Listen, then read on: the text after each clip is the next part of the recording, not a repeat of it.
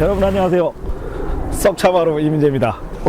차도 아닌데 오늘은 썩차도 아닌데 네, 오늘은 제가 썩차마루라고 말씀을 드린 이유가 이 이상의 럭셔리한 썩차가 있을까 싶거든요.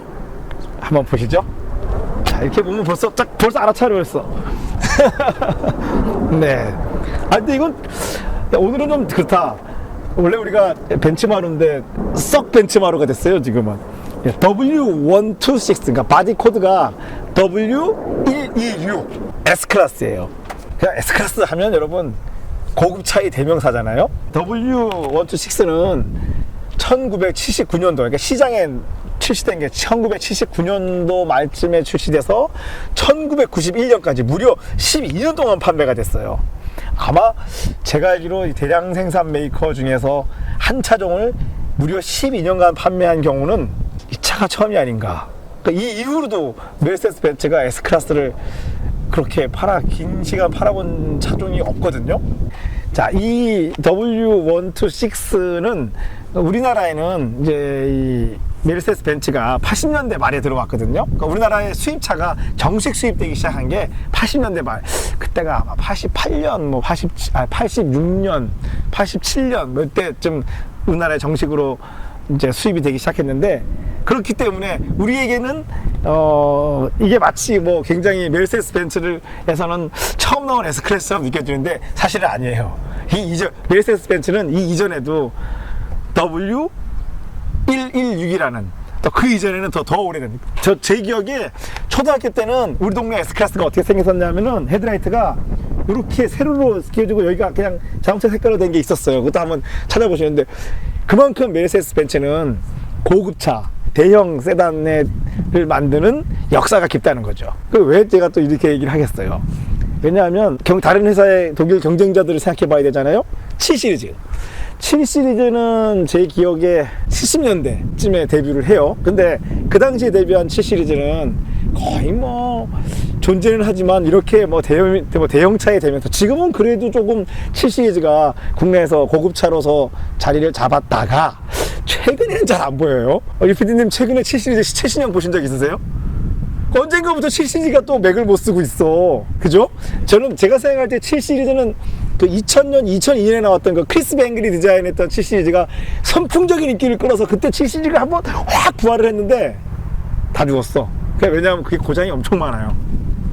어쨌든 그래서 7시리즈, 70년대에는 7시리즈가 맥을 못 쓰다가 사실은 80년대에 와서 BMW가 E32라는 바디 코드를 가진 7시리즈를 내놔요.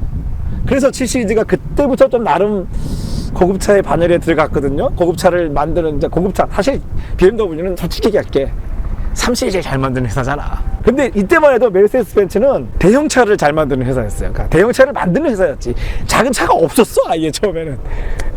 지금 우리가 말하는 C클래스는 존재하지도 않았어요.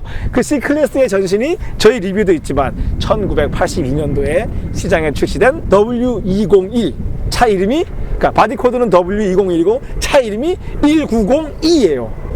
참 독일 사람들 못대가리 없죠. 차 이름이 190, 한마디로 한국 사람 말로 하면 190이야. 차 이름이 190. 차 이름이 이거 차 이름이 이상하다. 하여튼 S클래스는 그 당시에 이미 메르세데스 벤츠는 이런 고급차를 만드는 회사였다는 거죠. 근데 이거 딱 보면은 저는 어떤 생각이 나냐면, 이 차를 딱 보면은 저는 이 차를 보면은 무조건 이게 생각나요. 그냥 독재자. 이게 무슨 말인가 하면은, 여러분 이 각국 정상들이 보면은 자기 전용차가 있잖아요. 근데 유독 공산주의 체제의 독재자들이 선호하는 차가 이 차예요. 그것도 아이러니하네. 메르세데스 벤츠는 공산주의 국가에서 만드는 차도 아닌데 애용하는 분들은 다 공산주의 독재자야. 근데 꼭 그렇지만도 않아요. 왜냐하면은 여러분, 저는 이 차, 지금 우리 차는 색깔이 지금 뭐라 그럴까, 자두 색깔 계열인데 이거 말고 정말 빨간색이 있거든요. 빨간색 S클래스 W126 하면 전 딱 생각나는 사람이 한 사람 있는데, 넬슨 만델라, 남아프리카 공화국 대통령이 했었죠. 흑인 대표도 됐었는데, 아마 제가 알기로는 지구상에 처음으로 흑인 대통령이에요. 그분이 출옥하고 나서 대통령이 됐을 때 메르세데스 벤츠가 빨간색 S클래스를 기증했어요, 그분한테. 메르세데스 벤츠가 차를 기증했다는 거 보니까 굉장히 훌륭하신 분인 것 같은데 그분에 대한 정확한 건 저는 잘 모르겠고 아시는 분은 한번 이번 기회를 통해서 넬슨 만델라라는 분이 어떤 분인지 여러분이 구글링에서 한번 찾아보세요. 넬슨 만델라가 아마 그 굉장히 좋은 말들, 그러니까 이 명언을 많이 남기셨는데 그 알려진 명언보다도 저는 제 인상에 남는 거는, 제 기억에 남는 거는 만델라가 27년인가를 투옥 생활을 했어요. 그 백인들의 그 압제에 저항하느라고.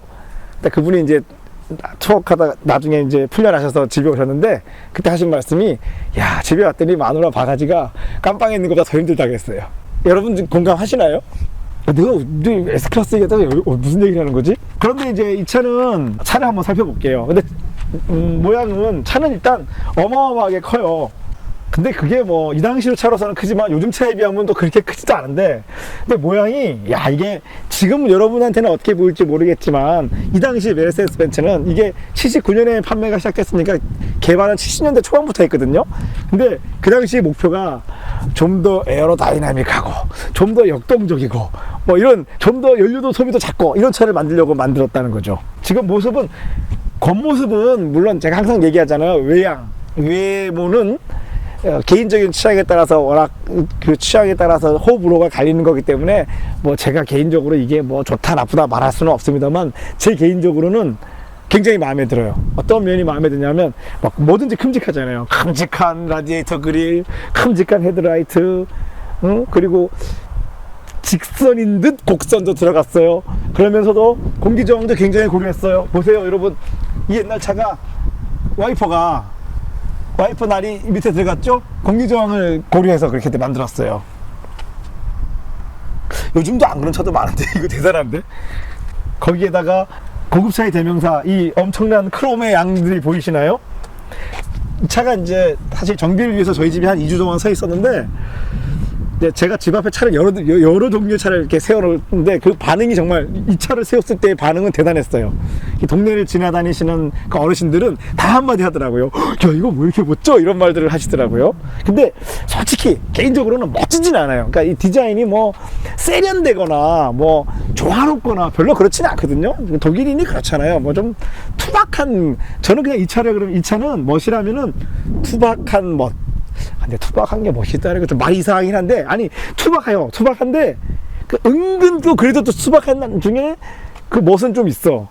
근데 세련되지는 않았어. 안타까운 거는 이 차의 이 휠이 지금 순정 휠이 아니라는 거예요. 이 휠 자체는 지금 요즘 또 갑자기 또 유행하더라고요. 이 BBS, 독일제 BBS 휠인데 이거는 지금 3피스 휠이에요.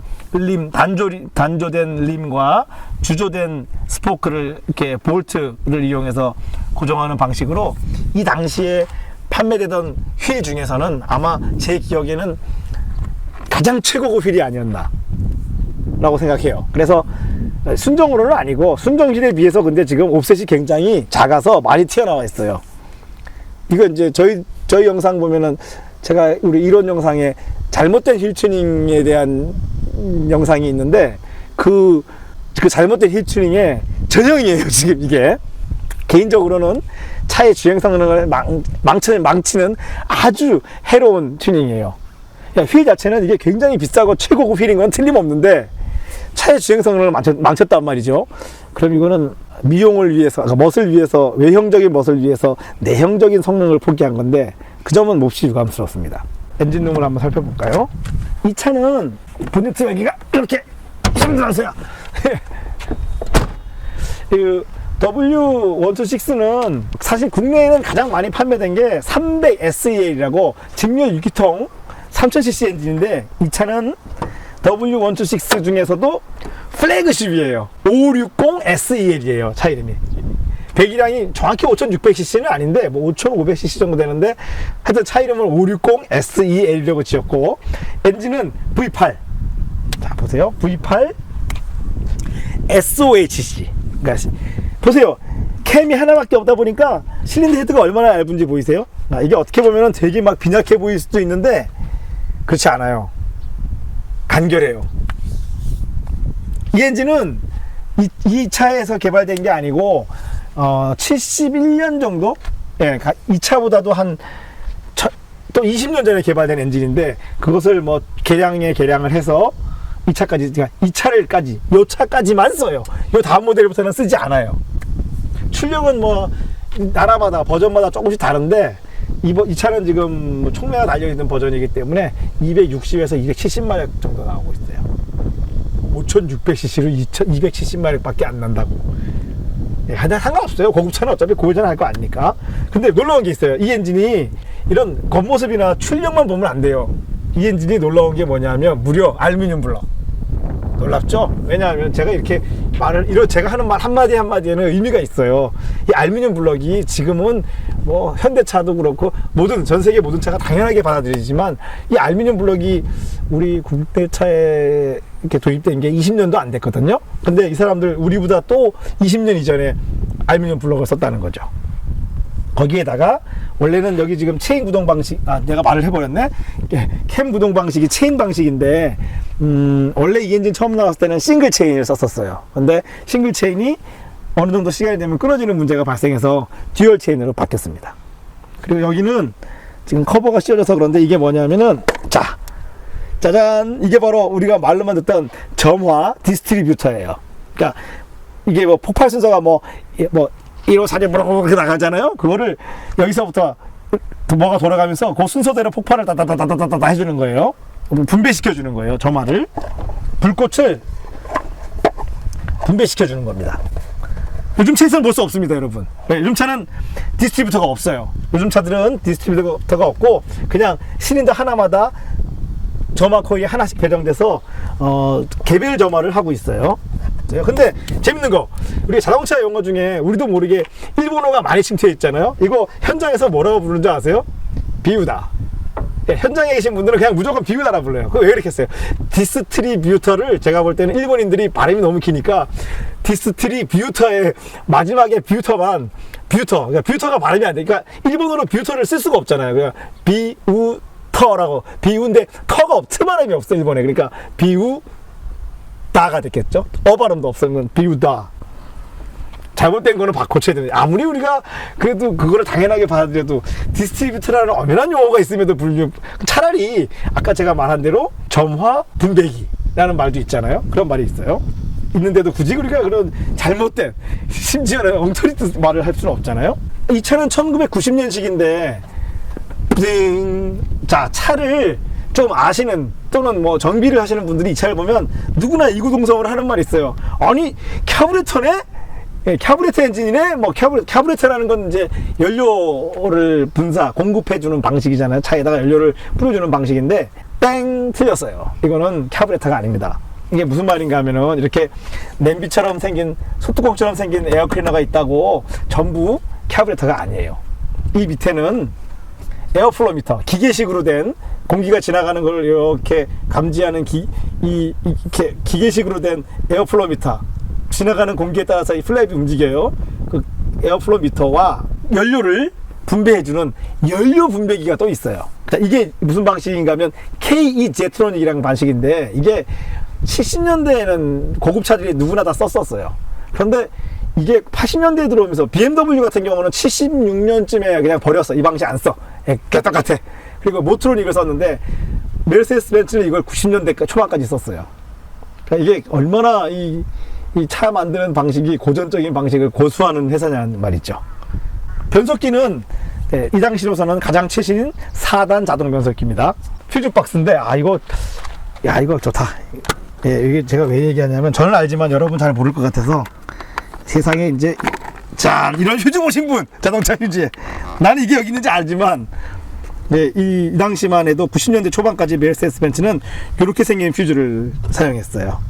그래서 이게 오래되면 여기 동쪽이 동이 왜 파랗게 산화되잖아요. 그래가지고 어느 게 작동 안 해요. 그럼 여기 와서 이거 이렇게 두 번 흔들어주면 작동이 돼요.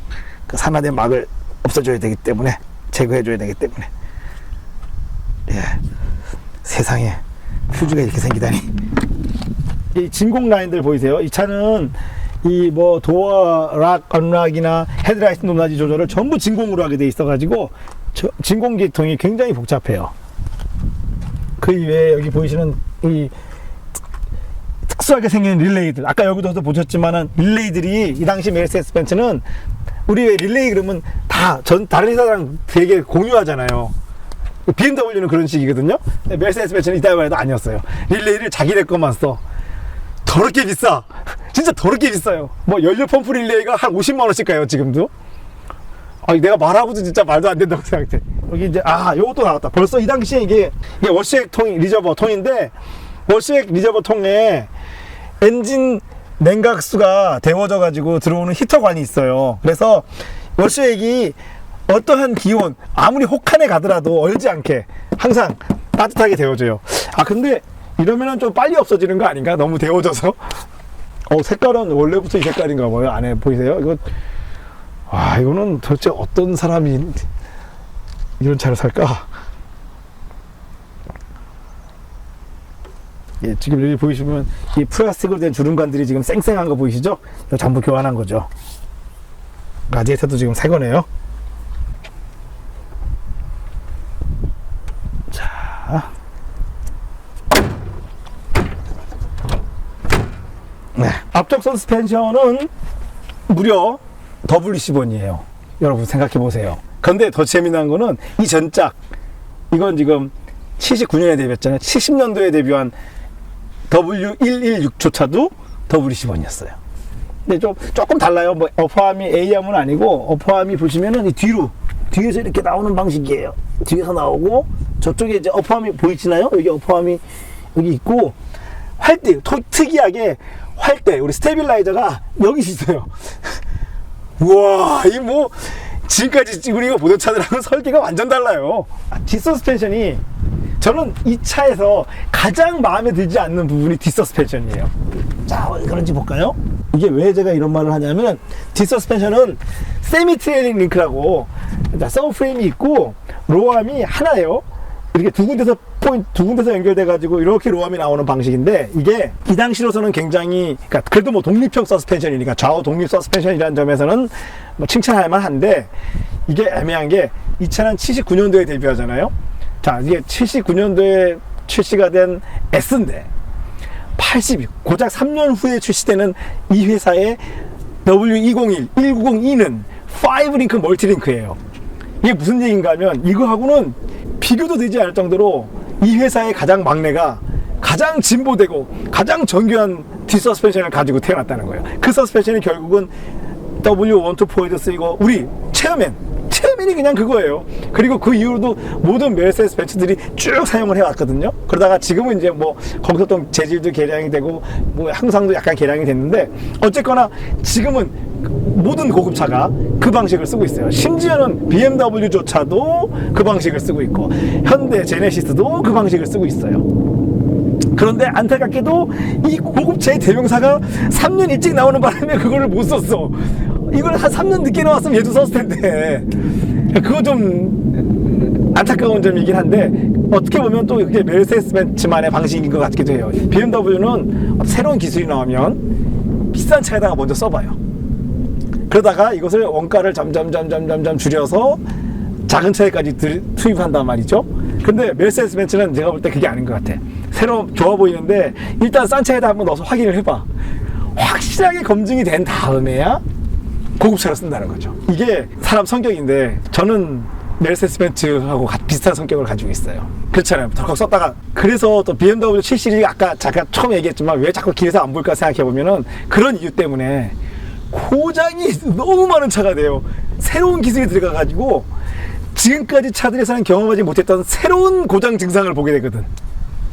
근데 적어도 이 차는 그러진 않아요. 사이드 보면은 여기 이 도어, 이 문틀에 보면은 이 크롬 장식들 보이세요? 이거 보면 볼수록 공산주의밖에 생각이 안 나. 나는 이게 왜 동산당밖에 생각이 안 나. 저는 그렇다고 좋아하지 않아요.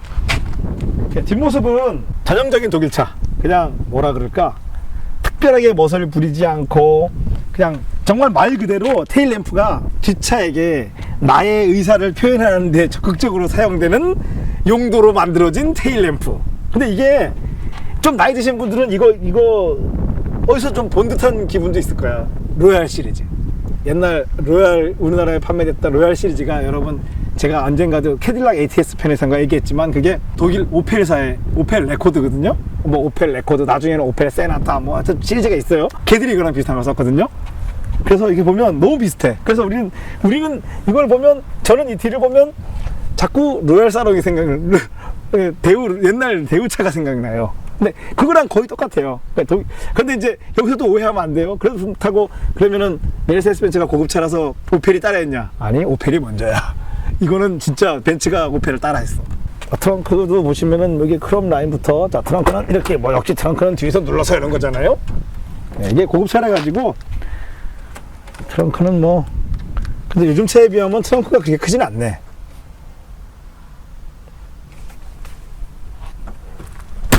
그러니까 저는 이게 멋있어요. 이 차가 왜 멋있냐면 요즘은 고급차라 그러면은 트렁크도 커야 되고 실내도 커야 되고 하다 보니까 차가 전체적으로 부피가 커졌잖아요. 근데 이 차는 별로 그런 데에 대한 강박관념이 없어가지고 웨이스트 라인이 낮아요. 거기서 오는 그 뭐랄까 그 쫙 이렇게 긴 느낌이 있잖아요. 거기서 오는 위압감이 있어.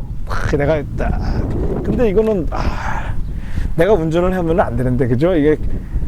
그러니까 이게 이제 우리가 아까도 말했지만 공산 국가들에서 애용되는 게 메르세데스 벤츠인데 일반인은 못하고 공산당 간부 정도 되면은 우리가 알다시피 뭐 타는 차가 W201. 근데 이 정도 되려면 이거는 당수, 당 서기장 정도는 돼야지 탈 수 있는 차예요.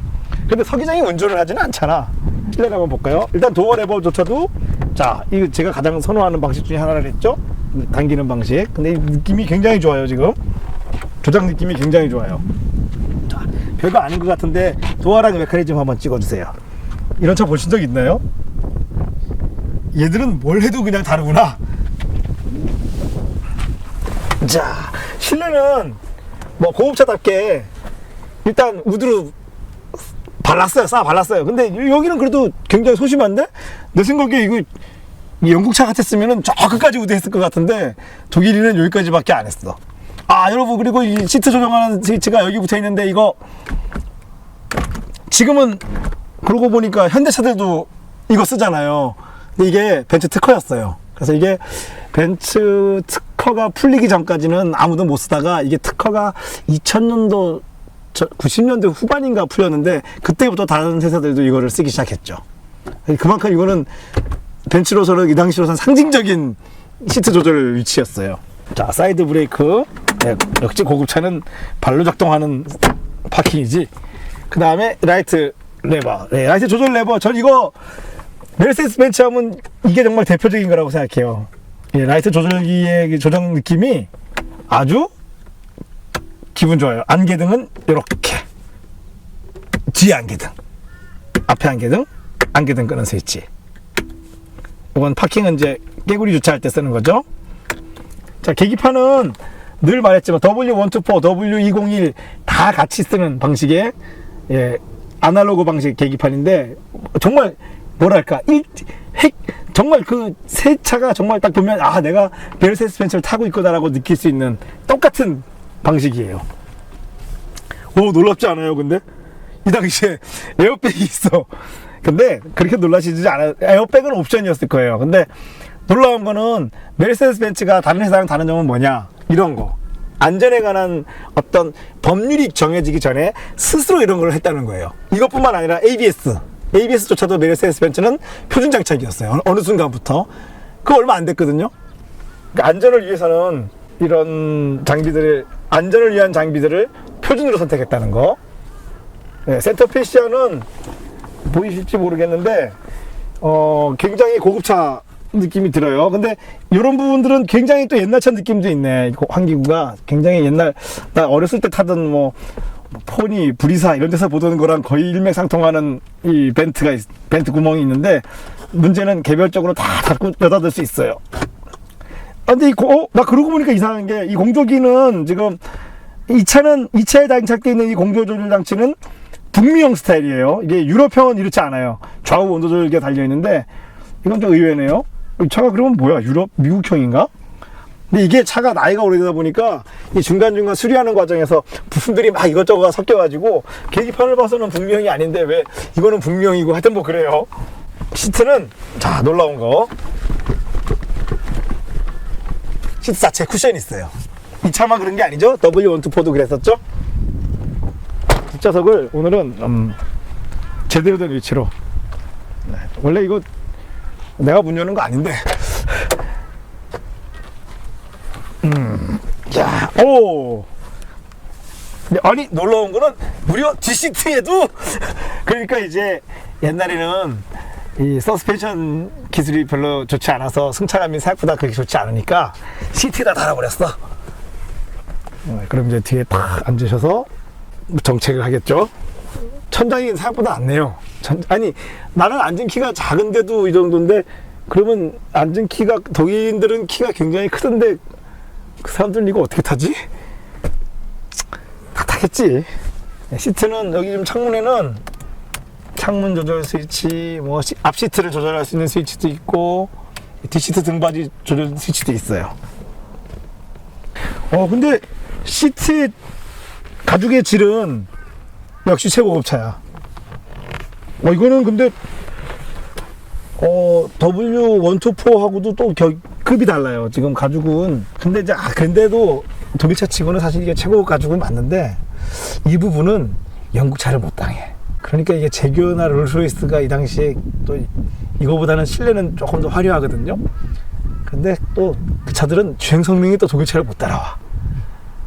참 이거 두 개를 합친 차가 있으면 좋은데 두 개를 합친 차가 어떻게 보면 있네. 왜냐하면은 롤스로이스나 벤틀리는 영국을 대표하는 회사인데 지금은 생각해보면은 롤스로이스는 BMW가 벤틀리는 폭스바겐이 가져갔으니까 결국은 영국 차의 장점과 독일 차의 장점을 합친 차들이 지금 나오고 있다는 거 해석을 해야 되는 건지. 아니 근데 왜 그 결과물이 또 그런 따위지? 근데 이런 거는 이게 문 여는 스위치 이런 건 굉장히 소심하네요. 제가 생각했던 것보다는 굉장히 소심해요. 그냥 뭐 190이나 별로 다를 거 없어 보이는.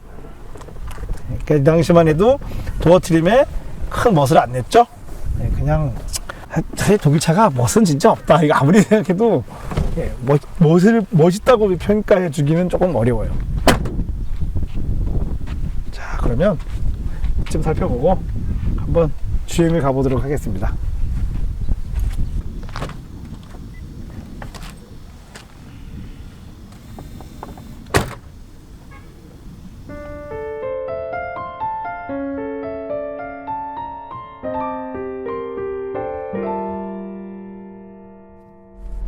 아니 이게 겉에서 보면 요즘 차보다 그렇게 안 커 보이잖아요.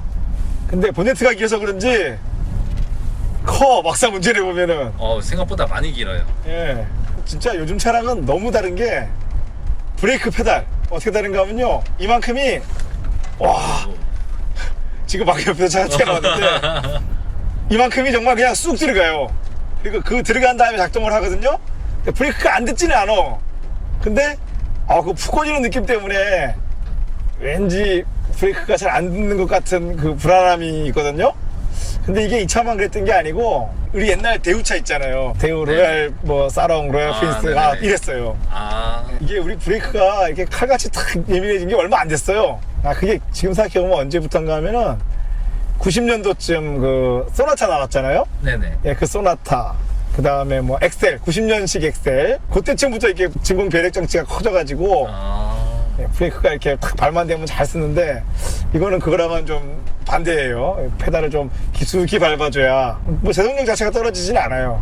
그러면 그 포르쉐 그것과는 조금 다른 느낌인가요? 포르쉐하고도 달라요. 포르쉐는 쓸데없이 푹 꺼지진 않잖아요. 그렇죠. 이게 남는 부분이 있구나. 포르쉐는 발 힘을 많이 요구하는 거는 맞는데 이렇게 푹 꺼지는 구간이 길지는 않다는 거죠. 이거는 푹 꺼지다가 미세감 또 확 들어.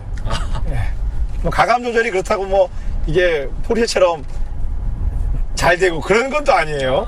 그러고 보면 확실히 차들이 많이 발전하긴 발전한 거네요. 그렇죠. 이게 이제 80년대에는 최고의 럭셔리카 중에 하나인 거는 틀림없는데 어쨌거나 그 이후에 차를 계속 만들어 오면서 이 축적된 기술들이 우리 일반적으로 싼 차에도 다 도입이 됐잖아요. 그래서 우리가 지금은 뭐 아주 싼 차, 심지어는 뭐 경차조차도 이 차보다 나은 점이 있다는 거예요. 근데 참 차라는 게 생각해보면 개인적으로는 차를 딱 정말 이 성능만으로 보는 수도 있지만 그게 잘 안 돼요. 사실은 사람이라는 게 이 세상을 살아가는데 사회성을 배제할 수가 없기 때문에 이 물건을 볼 때는 그런 거를 자꾸 개입을 시킨단 말이에요. 사실 이 차는 뭐 딱 타면은 그거잖아요. 나 권력 있음.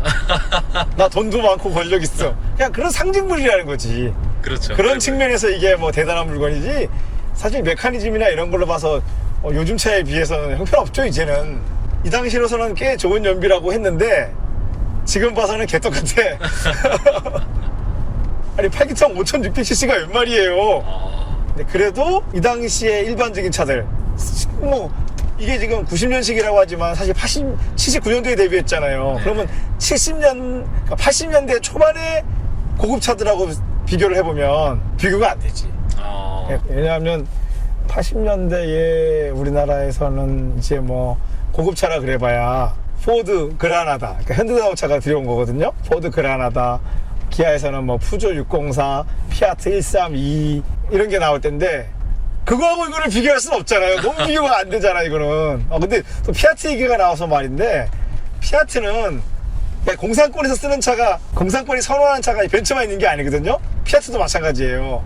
네, 피아트는 조금 더 가난한 공산주의 국가들, 그러니까 동유럽에 있는 국가들이 많이 사용했죠. 공산국가에서 이 정도를 운행하려면은 도대체 지위가 거의 끝판왕에 있어야 된단 말이에요.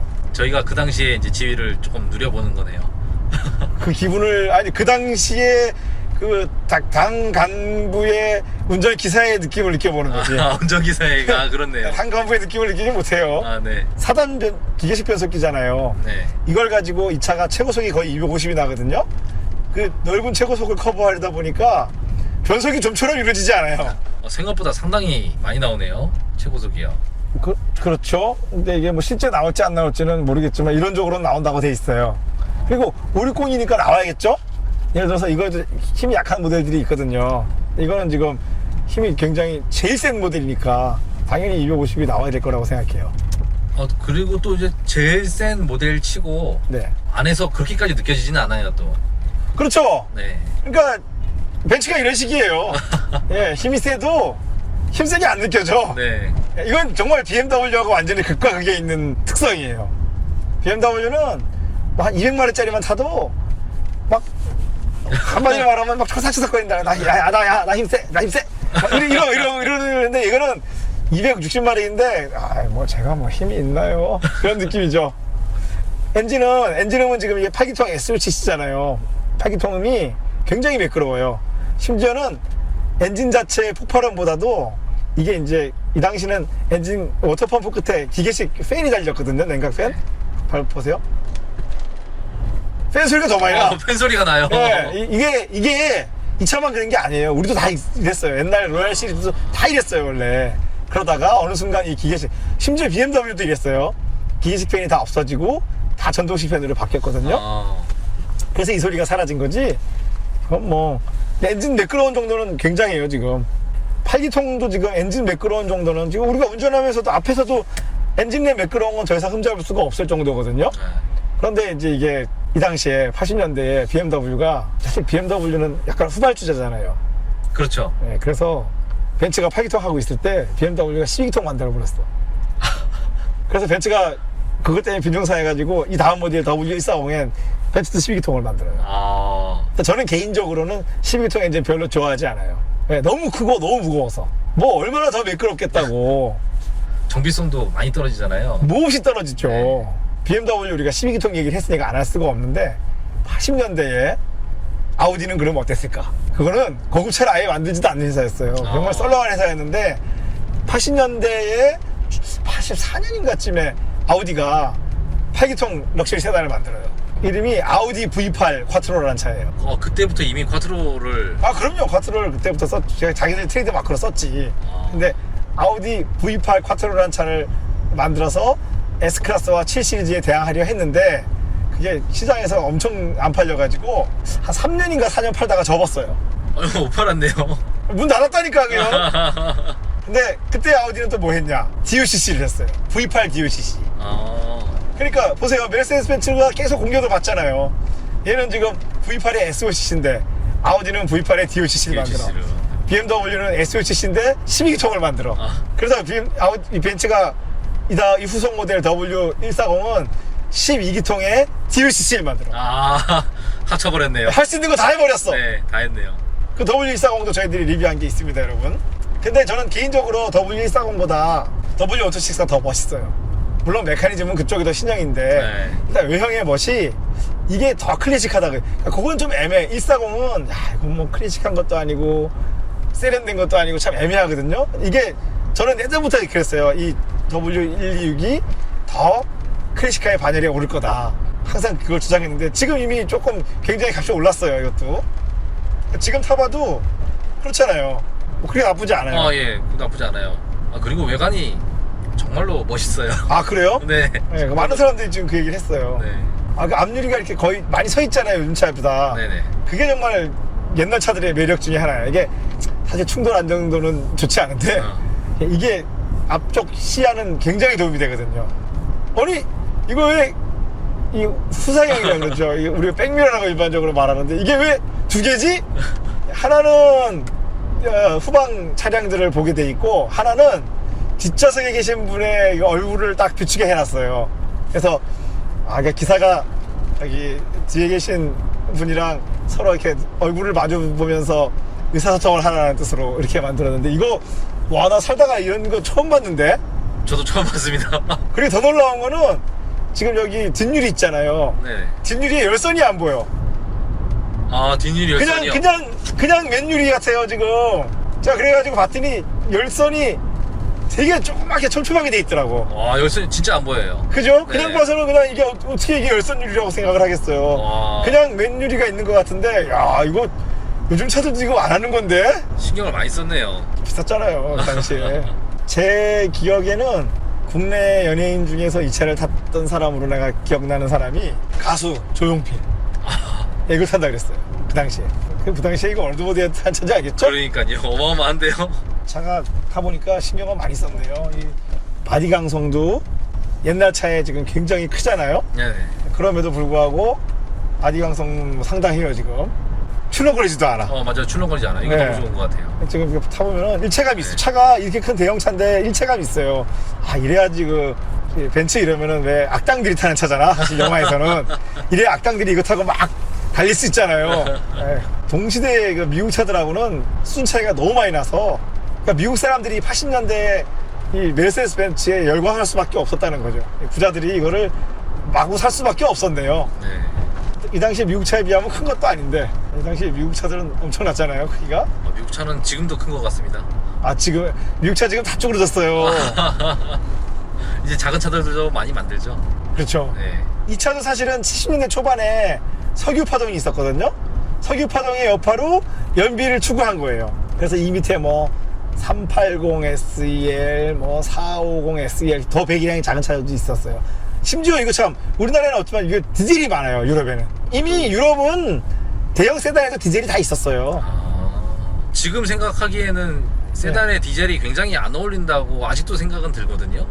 그 유럽인의 생각은 달라요. 어느 시절에도 디젤 차는 다 있었어요. 우리는 그걸 잘 모르고 있는 거다. 그러고 보니까 그걸 잘 모르는 사람들이. 자, 가속을 좀 해볼게요. 예, 뭐 그냥 그래요. 네. 그러니까 뭐 배기량이 크다 보니까 다운시프트 같은 거 안 되고 그냥 가속은 돼요. 네, 그렇네요. 1500rpm에서 다운시프트 없이 시원한 가속은 되는데 뭐 요즘 차처럼 막 다운시프트가 되면서 폭발적으로 나가거나 그러진 않아요. 네.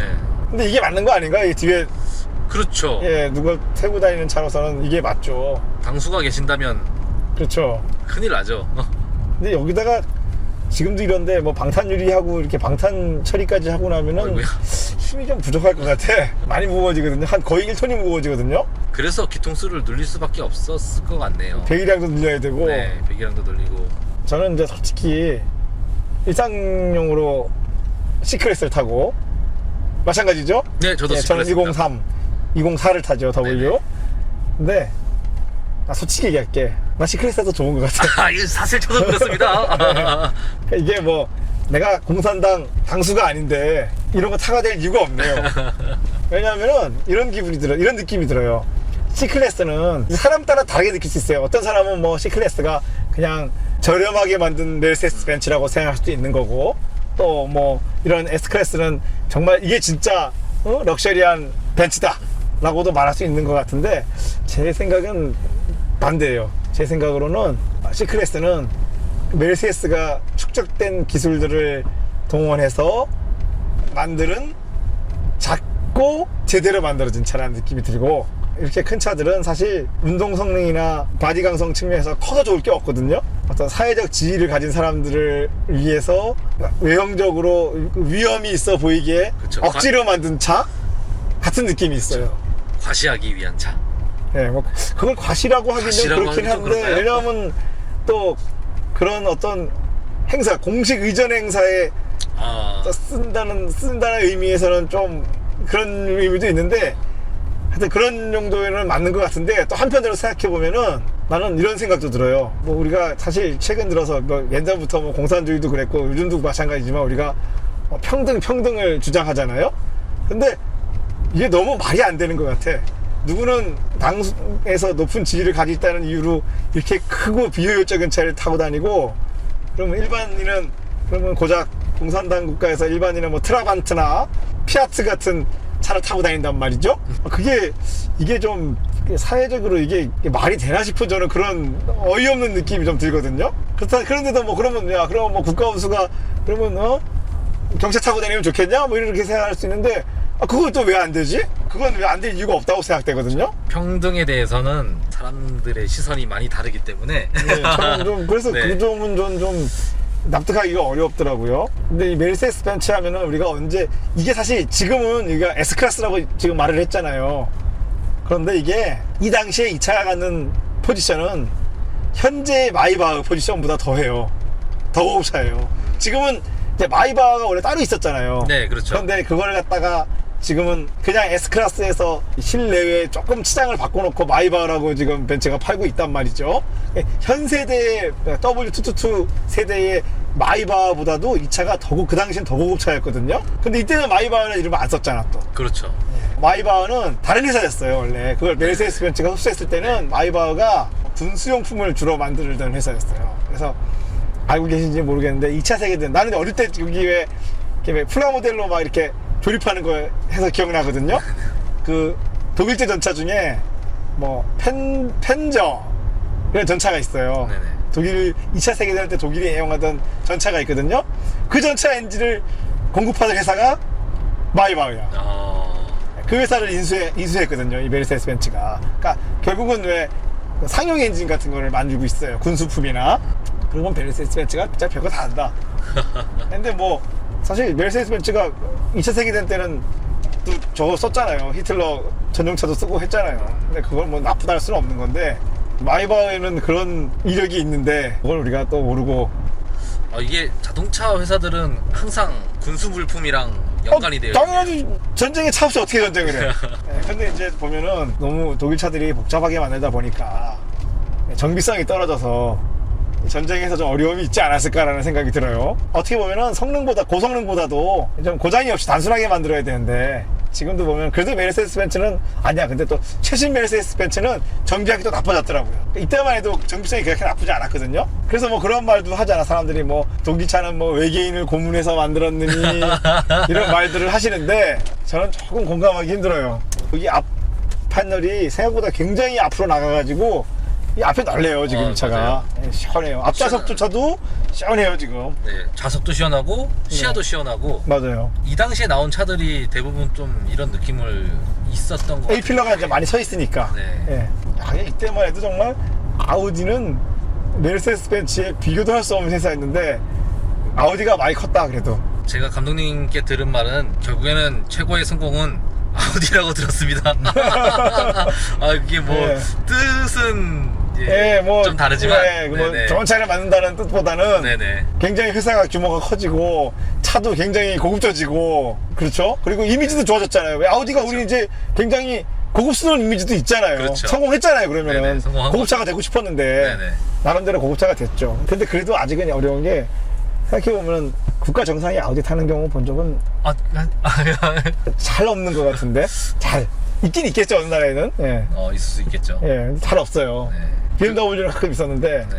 벤츠의 위상이 너무 커서 그런 것 같습니다. 그렇죠. 네. 이미 이게 사람들한테 이게 인식된 이미지라는 게 항상 그게 이제 브랜드 이미지가 네. 메르세데스 벤츠가 최고죠. 있기 때문에 그 점에서. 맞아요. 그걸 바꾸는 거는 정말 쉽지 않은 것 같아요. 지금에 봐서는 뭐 거의 불가능하지 않을까라는 네. 생각까지 들어요. 예를 들어서 그렇잖아요. 우리가 아무 차나 사고도 뭐라 자기 차를 예명을 뭐라 지어요. 벤츠라고 짓잖아. 그렇잖아요. BMW라고 짓진 않잖아. 이때만 해도 근데 부품 하나하나의 품질이 상당해요. 벤츠가. 지금 오히려 좀 떨어진 것 같은 느낌인데요. 90년대 중반부터 급격히 품질을 네. 떨어뜨려요. 왜냐하면 이 사람들도 먹고 살아야 되기 때문에 단가를 낮춰야죠. 그러니까 내가 비싼 부품을 썼다고 차값을 비싸게 받을 수 있는 세상이 아니에요, 지금은. 벤츠가 그래봐야 이제는 BMW랑 가격이 비슷한 시점이 됐잖아요. 더 비싸게 못 받잖아요. 그렇죠. 네, 7 시리즈랑 S클래스가 가격이 다를 수가 없거든요.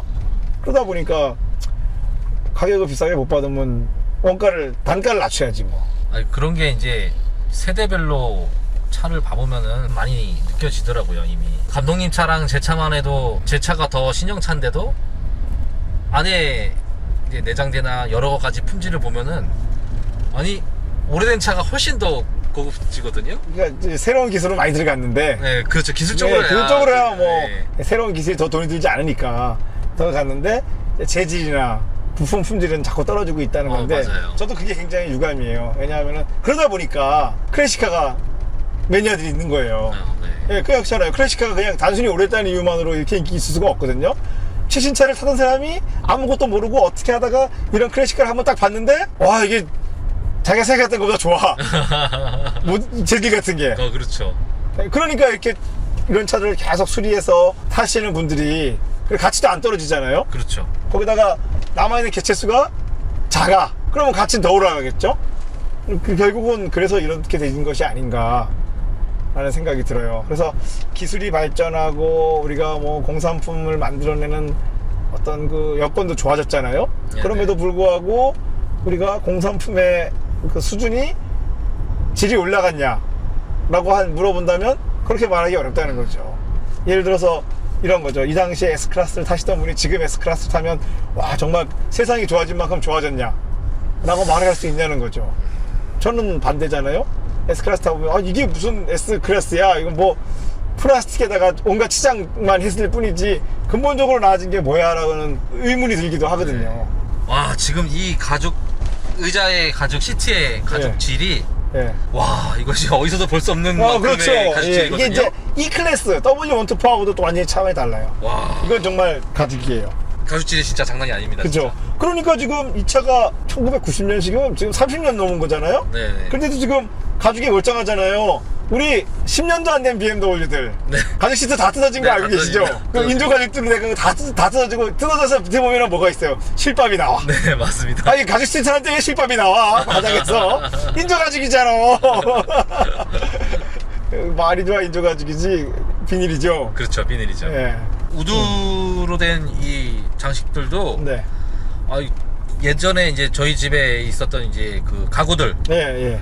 가구들을 그대로 붙여놓은 것 같아요. 그리고 이 우드가 보시면 이 무늬가 굉장히 고급스러워요. 그러니까 이런 고급차들은 자동차를 만든 거야, 가구를 만든 거야. 항상 사실은 맞아요. 이 차 가격의 상당 부분을 이런 실내 가구부에서 업홀스터리에서 차지를 해요, 단가가. 이거 그래서 뭐 옛날 영상들 보면은 왜 장인이 이거 나무를 얇게 켜가지고 만들고 이런 영상들이 있거든요. 영국 차는 못 다. 영국 가구가 더 좋잖아요. 독일인이 무슨 가구에 사치를 부려요? 안 부리지. 영국이 짱이죠. 예, 그래서 네. 영국 차들이 이제 그 점에서는 롤스로이스 뭐 이런 게 이거보다 한 수위죠.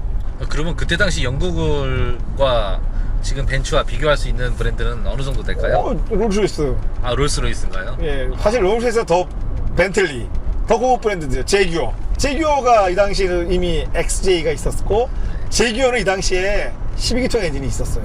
연비가 극악무도해서 그렇지, 제규어에는 XJ의 12기통 엔진이 있었거든요. 그러니까 영국인들이 도대체 얼마나 럭셔리한 거예요. 그렇죠. 영국 네. 황실의 차가 XJ였으니까요. 황실은 롤스로이스 정도는 써야죠. XJ는 거기서 저기 제일 이제 서민적인 행사를 할 때 가장 보여주는 거고. 그렇구나. 예, 거기는 롤스로이스죠. 영국은 이거 규정 문화가 여기하고 또 독일하고 또 다른 거죠. 제가 봤던 영화들은 너무 최신이었나 봅니다. 그렇죠. 네. 예. 보통 XJ가 나오더라고요. 네, 최신 영화에는 XJ가 나오죠. 네. 지금은 이제 왜냐하면은 롤스로이스가 BMW 거잖아요. 외국 황실 입장에서 좀 그렇잖아. 자기 적국인데 적국차를 사줘야 돼? 또 제기어도 또 그러고 보면 인도 건데. 이제는 저 영국이 아니죠. 예. 근데 또 생각해보면은 인도는 어쨌거나 그래도 자기들 식민지 중에 하나였으니까 차라리 그쪽을 택했나 보죠. 역사도 많이 알고 계시네요. 아니 쟤는 제가 무슨 역사를 알고 있습니까? 근데 이 도어트림은 지금 보면 진짜 멋대가리 없어요. 도어트림이요? 예, 도어트림이 이게 무슨 고급차일까 싶은데 그냥 역시 그냥 독일차다워. 도어트림을 보면 진짜 독일차예요. 그냥 썰렁하다. 네? 이런 느낌이에요. 여기다가 이렇게 썰렁하게 요까지 우드는 뭐 하려 했을까? 할 거면 다 하지. 그렇죠. 아마 이 사람들도 이 당시에 롤스로이스 이런 거를 많이 참고했을 거예요. 다는 못하고. 나는 이거 자주 접하는 건데, 자, 이 양쪽 사이드 미러가 운전석 쪽은 손을 조절하게 돼 있고, 조수석 쪽은 여기 전동식 조절식이에요. 근데 이게 맞잖아요. 이게 무슨 말인가 하면은, 우리가 전동식이라는 게 내 손이 뻗치지 않을 때 유용한 거잖아. 그렇죠. 예. 그러니까 엄밀히 말하면은 전동식으로 하는 이유가 리모트, 멀리 떨어져 있는 거를 조작하기 위해서 하는 거지. 아니 여기 내가 뻔히 손으로 할 수 있는데 또 원격 스위치를 달아놓는다? 근데 지금은 좀 그런 느낌이에요. 지금 차들이 내가 볼 때 어떤 느낌인가 하면은 예를 들어서 이 뭐 모터식이나 전자식으로 할 수 있게 되니까 그냥 손만 뻗어도 할 수 있는 걸 다 그렇게 만드는 거야. 그러니까 내가 그런 걸 만들 수 있으니까 그냥 무조건 그렇게 만드는 거야. 근데 이때만 해도 이 고급차가 운전석은 손으로 하시고 조수석은 손이 안 뻗치니까 전동으로 해라. 이게 맞는 거 아닌가요? 맞죠. 예. 이게 효율적이죠. 예, 그냥 네네. 이게 왜 이게 이래야 되는지에 대한 어떤 고민을 했다는 거죠. 요즘은 그런 고민이 없어요. 그냥 그거 달아주는데 돈이 더 들지 않으니까 막 달아주는 거야, 그냥. 예? 지금은 그게 안 되어 있으면 사람들이 놀랍니다. 놀래요? 네. 놀랍죠. 저는 그게 더 놀랍네요. 그리고 여기 이 당시 벤츠들이 다 공통적으로 있는 스위치가 하나 있는데 센터 콘솔에 여기 스피커처럼 모양의 이렇게 앞뒤로 슬라이드 되는 스위치가 있어요. 이게 뭐냐면은 스피커에서 나오는 소리를 앞뒤로 조정하는 거예요. 와, 그러니까 우리가 페이더라 그러죠. 페이더. 네. 페이더인데 요즘은 이게 오디오에 들어가서 이렇게 조작을 해야 되잖아요. 네, 그렇죠. 근데 이미 이때는 이 차들은 이렇게 로터리로 된 스위치가 있었거든요. 제 생각에는 빨리 조작해야 되니까. 그거 언제 찾고 있어요. 딱 예를 들어서 뭐 뒤에 계신 분이 노래 듣고 싶다 그러면 같이 노래 듣다가 카폰이 올 수 있잖아. 네, 급한 연락이 오면 얼른 딱 내 쪽으로. 근데 이게 그것도 벤츠의 전통이었는데 이게 없어졌어. 95년도쯤부터 사라지고 96년부터 이제 이런 거 없어져요. 95년까지 존재하는 전통 중에 하나예요. 조금 고속 주행을 해볼까요, 우리? 지금까지 시내만 타봤는데 고속 주행을 한번 해보려고 합니다. 어우, 그래도 100이랑은 거짓말 안 해요. 그러네요. 예. 힘차게 나가는데요? 예, 힘차게 나가고 있어요. 네. 그리고 힘찬 것도 힘찬 거지만 우리가 왜 작은 엔진의 차를 가지고 가속하면 엔진이 왜 부하를 받는 소리가 막 우악 나잖아요. 엔진이 힘들어하죠. 그렇죠. 네. 엔진이 힘들어하는 소리가 있잖아. 네네. 이거 지금 그게 전혀 없어요. 네, 없습니다. 엔진이 그냥 오히려 더 막 힘을 으르렁거리는 느낌이 싹 나오는데 더 밟아도 돼? 뭐 이런 예, 느낌이에요. 약간 이거 멋있네. 근데 저는 동시대의 BMW 750을 한 2달 정도 탄 적이 있거든요. 네. 한 20년 전에. 그거에 비하면 이건 좀 장난이에요. 그거는 같은 SOCC의 12기통인데 걔는 300마력이거든요. 뭐 얼마 차이 안 나는 것 같잖아요. 네네. 근데 그 엔진이 훨씬 이 출력 가용 범위가 넓어가지고 고속이 훨씬 힘차요. 이거는 그거에 비하면은 그냥 진짜 의전용이야. 항상 벤츠와 BMW는 그 정도 차이가 났던 것 같아요. 그렇죠. 같은 네. 시대에는 항상 그렇게 차이가 나죠. 네. 그러다 보니까 이미지가 사람들에게 BMW는 정말 달리는 차, 벤츠는 그냥 할배차. 그렇죠. 그런 이미지가 좀 있었죠. 네. 근데 아무리 BMW가 잘 나가도 운동 성능이 좋은 차는 아니거든. 가속이 시원한 차. 그렇죠. 가속이 시원한 네. 차. 같은 동급에서. 그래서 자꾸 우리가 그거를 스포츠카를 착각하면 안 돼요. 진짜 스포츠카는 가속이 빠르지 않아도 다른 코너링이 좋은 차. 그렇죠. 저희는 그걸 운동 성능이라 얘기하기 때문에. 그렇죠. 이 가속 성능은 운동 성능 중에 단 하나의 그쵸. 단편일 뿐이죠. 단편이죠. 그것도 크지 않죠 사실. 그렇죠. 네. 뭐 우리가 일반 길에서 그렇게 급가속을 할 일이 얼마나 있습니까? 특히나 요즘은 기름값이 비싸져가지고 더 안 하는 것 같아요. 나부터도 안 하는 것 같아요. 신기하게도 저희가 생각하는 이제 차의 운동 성능이랑 네. 이제 일반적으로 사람들이 얘기하는 운동 성능은 좀 차이가 큰 것 같아요. 보통 일반 사람들은 출력을 보통 운동 성능이라 가속 많이 잘 되고 네, 브레이크 잘 듣고. 네 그걸 얘기하더라고요. 근데 요즘 브레이크 안 듣는 차도 있나요? 이제 없는 것 같은데. 이번에는 네. 브레이크가 안 듣는 차가 진짜 어떤지 여러분이 안 겪어보셔서 그런데 제 기준에 이제는 브레이크 안 듣는 차가 거의 없어요. 내 기억에 가장 마지막으로 브레이크가 안 들었던 차가 기아 포텐샤. 아, 그 정도까지 가야 되나요? 예, 그 정도 가면은 브레이크 밟아도 야 이거 잘 안 쓰는데 이럴 거면 ABS가 왜 있지? 락이 거의 안 오잖아. 이런 느낌이었어요. 아. 근데 독일 차는 이 당시부터도 정확하게 이래서 ABS가 있구나. ABS가 언제든지 내가 급제동을 하면 작동시킬 수 있는 이런 차였거든요. 그게 다르네. 독일 차는 이때부터 브레이크에 대한 부담이 없었는데 벌써 이 시대가 뭐야? 포텐시아면 벌써 90년대거든요. 네. 그런데도 브레이크가 잘 안 들었다고 제가 지금 얘기를 하잖아요. 그러니까요. 근데 이제는 뭐 국산차도 그렇게 뭐 브레이크가 안 듣는다고까지 생각드는 차는 없는 것 같아요. 하다못해 경차도 이제 브레이크 잘 듣잖아요. 사실 맞습니다. 경차라서 더 잘 들을 수도 있지. 가벼우니까. 가볍잖아요. 예. 근데 이제 그거 있더라.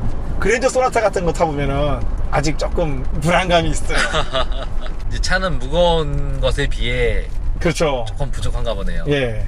근데 브레이크는 뭐 제가 많이 경험한 건 아니지만 아반떼 AD 스포츠를 네. 트랙에 처음 가져갔을 때 순정 그대로 예. 그때 이제 제가 공포를 느꼈던 경험이 있어서 그거는 뭐 워낙 가혹한 조건이라서 그건 일반 그렇죠. 도로에서는 이제 안 듣는 차는 없고. 자, 일반 도로에서는 없지만 그건 네. 트랙일 경우죠. 이것도 이런 차들도 트랙 가면 당연히 안 듣겠죠. 그건 그렇겠죠. 예. 요즘 나오는 차들은 또 베렌 이런 거는 괜찮으니까. 그것도 괜찮은가 예. 보네요. 그러고 보니까 이 당시에 벤츠가 이 시프트, 이 게이트, 이것도 우리 지금은 너무나도 아무렇지 않은 것 같은데 이것도 벤츠만 쓰는 방식이었어요. 이 방식이요? 예, 이 방식은 메르세데스 벤츠. 지금 이것도 다 특허가 풀리면서 현대차도 이거 비스코리아가 쓰는 차들이 있던데 그러고 보니까 HD, 아반떼 HD가 이런 거 썼어요. 맞아요. 근데 이거는 이 당시는 다 그냥 다른 차들은 일본계에서 온 차들은 일자로 된 레버였어요. 자동 변속기. 그러니까요. 보통 다 일자였죠. 예. 이건 벤츠만. 그래서 벤츠는 보면 레버가 여기 누르는 레버가 없잖아요. 원래 그거는 옆이나 앞에 이렇게 레버가 BMW가 그렇잖아요. 이렇게 네, 눌러가지고 그렇죠. 가는데 이거는 그거 없이 그냥 게이트를 움직이게 돼 있죠.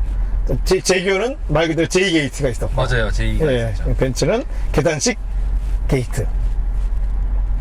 그래도 이거 이코노미 모드하고 스탠다드 모드가 있어요, 지금.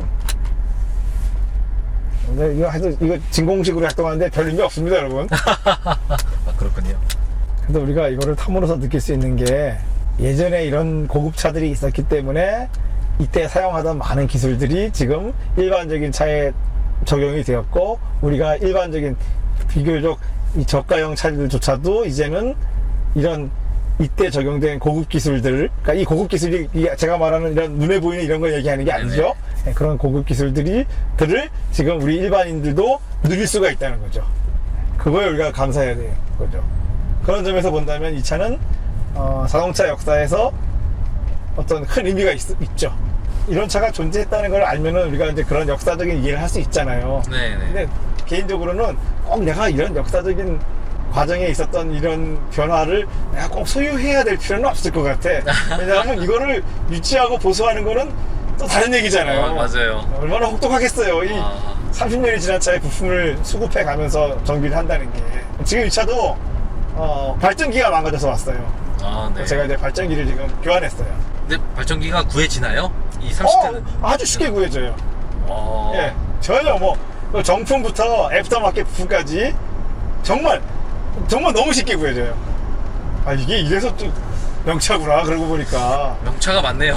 네, 지금 뭐 예를 들어서 같은 시대에 80년대 스텔라 같은 거 운영하시는 분들 보면은 부품 못 구해가지고 난리잖아요. 전국에 있는 폐차장에 뭐 스텔라 떴다 이러면 뭐 사러 직접 가야 될 정도라고 하는데 이거는 뭐 집에서 이렇게 클릭만 하면은 외국에서 부품이 탁탁 오기 때문에 이게 유럽이나 미국에는 아직 많잖아요. 차 잘 안 버리거든 그 사람들은.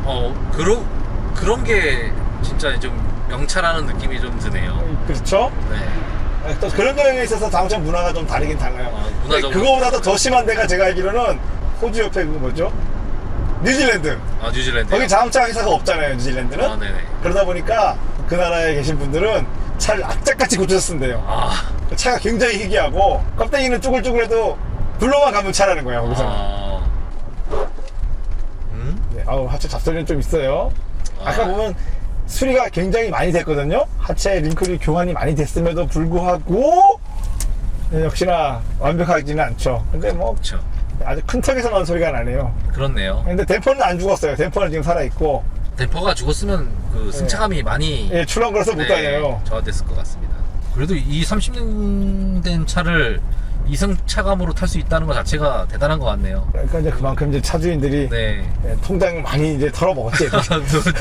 노력이 어마어마했을 것 같아요.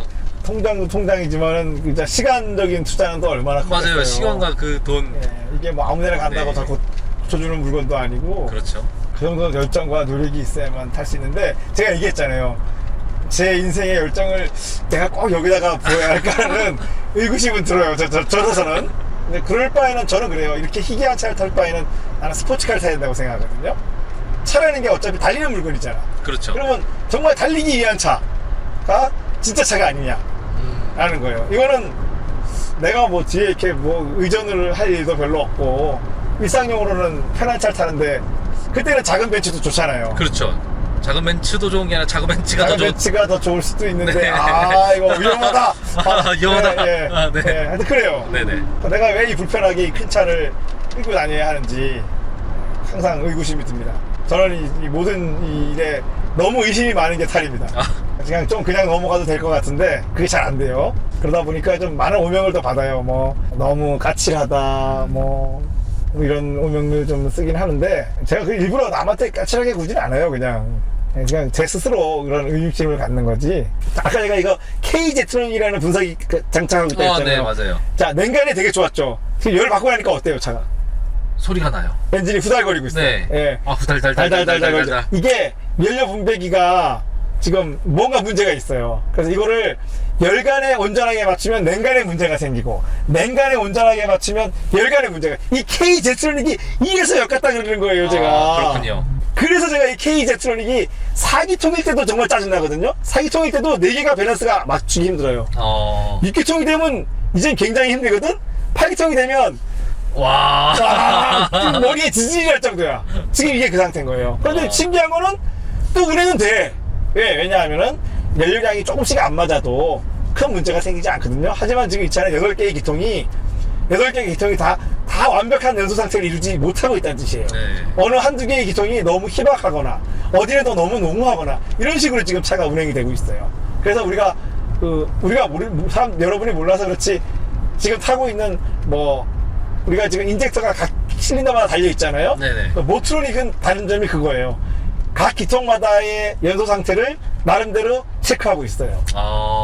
그리고 최신 차들은 그것을 더 정교하게 하고 있어요. 그래서 매연도 안 나오고 엔진의 상태를 더 최적의 상태로 유지해서 연비, 효율, 엔진 내구성까지 지금 다 추구하고 있는 거예요.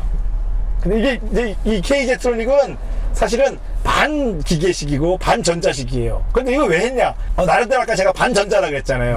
반전자를 이용해서 피드백이 이루어져요. 무슨 말인가 하면 농후와 희박 상태를 전체적인 농후와 희박 상태를 어느 정도 자기가 조절을 할 수 있어요. 근데 문제는 아까 제가 어느 정도라고 그랬어요. 정교하기가 아니라. 정교하기 아니고. 그러다 보니까 기통별로 제어는 굉장히 어려운 상태예요, 지금. 이 당시 기술로서는 좀 어쩔 수 없는 부분이었나 봐요. 아니요, 이 차가 판매되는 이 당시로서는 이미 이 기술을 안 써도 되는데 메르세데스 벤츠가 이걸 계속 썼어요, 그냥. 역시나 보수적이네요. 몹시 보수적이죠. 그래서 이제 현 시점에서는 그게 제일 큰 문제예요. 근데 이 차 솔직히 시트가 허리가 아픕니다. 이게 뒷좌석만 좋고 그러면 앞좌석은 이거 허리야. 대충인 것인가? 좀 너무하는 거 아니에요? 이게 제 차는 허리 안 아프거든요. 그래요? 네, 이 차 허리 아프네요. 너무 미끄러워요, 시트가. 가죽이. 나는 가죽 시트 별로 안 좋아하는데 헝겊 시트가 이 점에서는 훨씬 더 좋잖아요, 착장감이. 물론 재질은 좋은데 미끄러워요. 네, 미끄럽고 좀 허리도 좀 살짝 아프네요. 이게 유럽인들에 맞춰져 있었던 건가요? 게 아니고 그냥 뒷좌석에만 맞춰놓은 거 아닐까요? 아, 그냥 그럴 수도 있겠네요. 예, 어디 기사 따위가 거기는 비서 자리. 아, 여기가 비서네요. 예, 여기 기사 자리니까 아, 네네. 우리는 고려가 안 된 거지. 아, 그럴 수 있겠네요. 그래도 옛날 차치고 고속주행 성능은 만만치 않아요. 네. 근데 뭐 휠베이스가 결국 좋아야지. 250까지 달리려면 좋아야 되지 않겠어요? 그렇죠. 불안한 주행성으로 250을 낼 수는 없으니까요. 근데 이제 스티어링은 제가 늘 말하지만 이 당시 메르세데스 벤츠 고급차들은 렉앤드 피니언이 아니라 리서큘레이팅 볼 타입이거든요. 이게 사실 좀 지금 봐서는 좀 일리감이 있어요. 저는 레겐드 피니언밖에 모르기 때문에. 그렇죠. 네. 이 방식을 운전해본 사람이 별로 없을 수도 있어요. 연세 드신 분들만 좀 있을 거고, 연세 드신 분들도 이거를 뭐 생각하고 타지 않았으면 내가 어떤 방식에 타는지 모를 수 있거든요. 네. 그런 거 치고 이 리서큘레이팅 볼 방식 치고는 유격이 많지 않은 편인데, 그래도 약간 그 방식의 일리감이 있어요. 결국은 이 방식이 없어지고 전부 다 레겐드 피니언으로 간 이유가 있는 거예요. 이거 설명을 잠깐 들을 수 있을까요? 이게 어떤 방식일까요? 이게? 이거는 저희 영상 있어요. 예, 그 영상 찾아보시면 돼요. 네네. 저희 영상에 이 방식의 차이를 설명한 영상이 있습니다. 내가 보기엔 그리고 여기가 너무 낮아. 지금 의자가 봐봐요, 여기가 너무 낮아요. 그렇잖아요. 어깨가 지금 완전히 떠 있잖아요. 지금 등만 받쳤지 어깨는 떠 있잖아요. 지금 맞아요. 어깨는 떠 있어. 말이 되나요? 이 큰 차가 뒷좌석은 안 그렇네. 뒷좌석은 뭔가 폭신해 보이는 시트네요. 뒤는 좋아 보이네. 네.